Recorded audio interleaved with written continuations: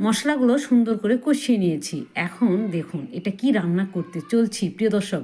আসলে যখন নতুন আলু নামে তখন থেকে শুরু হয় নতুন আলু খাওয়া।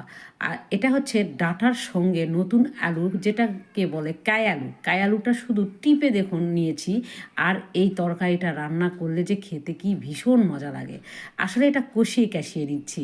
এটা কষিয়ে ক্যাশিয়ে নিয়ে এখন এখানে ঝোল দিয়ে দেবো। আসলে প্রিয় দর্শক আমরা এভাবেই তরকারি রান্না করে থাকি।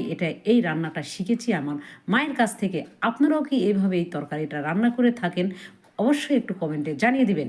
আর এটা হচ্ছে রুই মাছ, আমি ভেজে রেখে দিয়েছিলাম। সেই মাছটা এখন ঝোল দেওয়ার পরে মাছটা উপরে দিয়ে দিলাম। এখন সুন্দর করে অনবরত একটু এদিক থেকে ওদিক এপাশ থেকে ওপাশ করে নাড়াচাড়া দিয়ে কিছুক্ষণ রান্না করে নিয়ে নিব। দেখুন এই যে আমার রান্নাটা কমপ্লিট। দেখতে অনেকটাই লোভনীয় লাগছে, তাহলে খেতেও আসলে ভীষণই মজা। এই তরকারিটা দিয়ে এক থাল ভাত অনায়াসে খাওয়া যায়। ধন্যবাদ, আজকের ভিডিও এতটুকুই। আল্লাহ হাফেজ।